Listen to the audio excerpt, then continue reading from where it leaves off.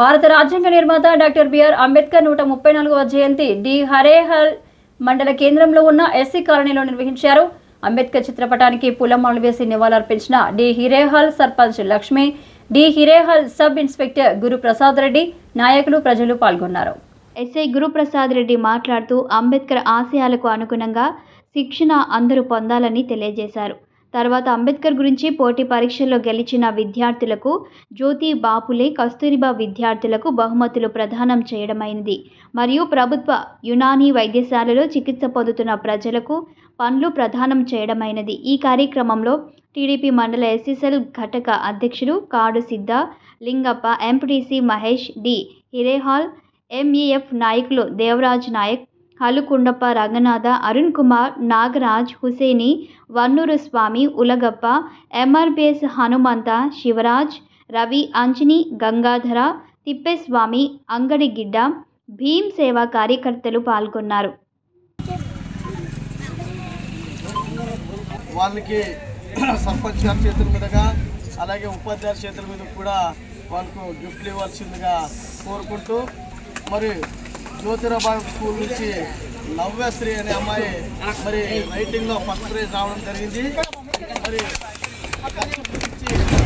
Praise ఇవ్వాల్సిందిగా కోరుకుంటున్నాం.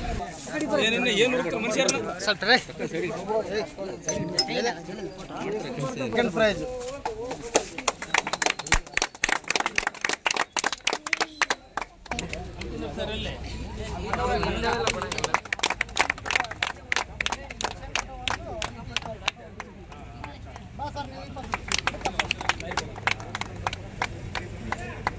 తర్వాత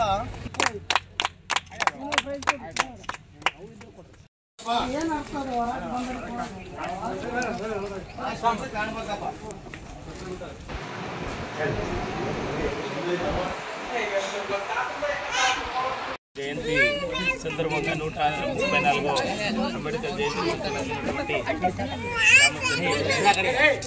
మరియు గ్రామ సర్పంచ్ గారికి మరియు వచ్చేసినటువంటి యూత్స్ అందరికీ హృదయపూర్వక అభినందనలు.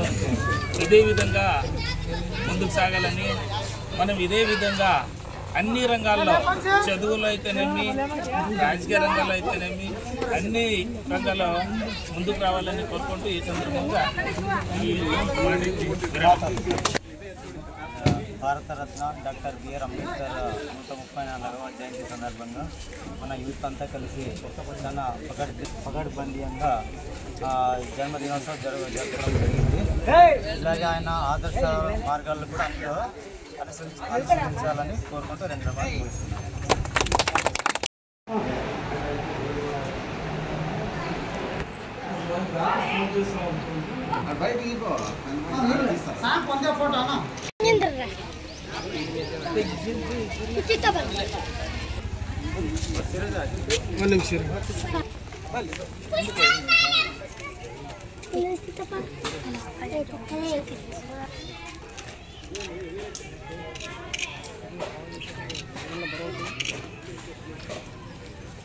ఇప్పుడు ఈరోజు ప్రతి ఒక్కరు ఓటు వేయడానికి హక్కు కల్పించింది ఆయనే.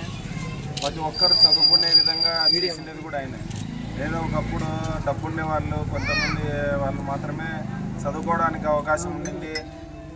ఇప్పుడు ఆడపిల్లలకైనా సరే ఉద్యోగ అవకాశాలు కల్పించిండేది. కానీ ఓటు హక్కు గురించి కానీ ప్రతి ఒక్కరి రాజ్యాంగాన్ని అంతా మనకు అంబేద్కర్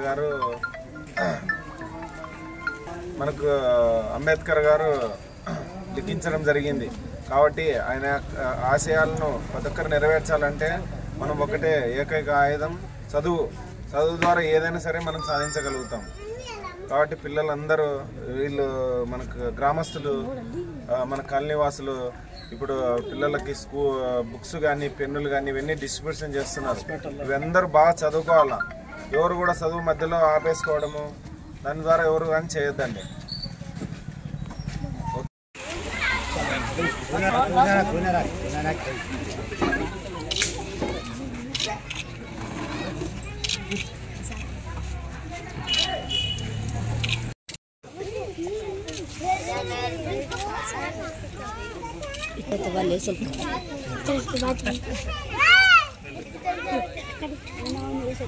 Hey!